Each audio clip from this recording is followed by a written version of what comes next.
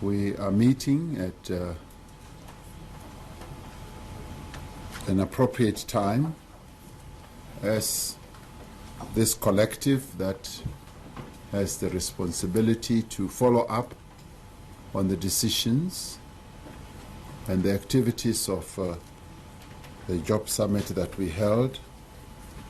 But we are meeting at a time as the latest jobs numbers announced yesterday, when all this should indicate to all of us that we need to do much more to stem the flood of job losses in our economy and in our country. An unemployment rate of 29% means that there are 6.7 million South Africans who are actively looking for jobs, who are unemployed. We should mention that the unemployment rate climbs to 38.5% on the expanded definition of unemployment.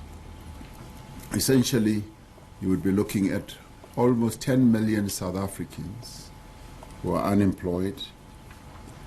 And our current economic trajectory also means that the economy is creating jobs at a much slower and lower pace than is required by our economy.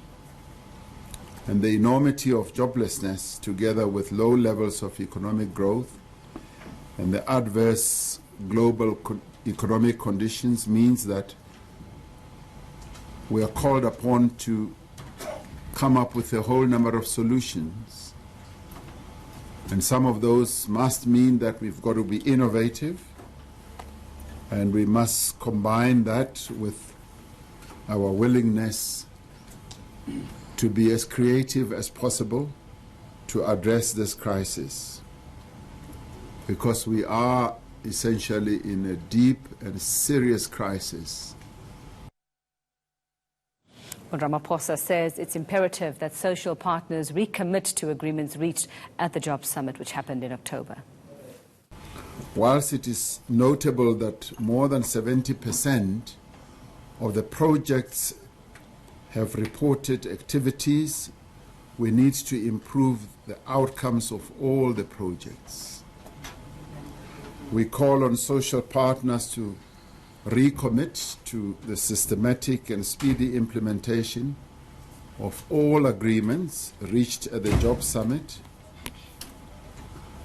We will be getting reports on precisely how far we have all taken the actions and the decisions that and interventions that we were meant to embark upon seriously.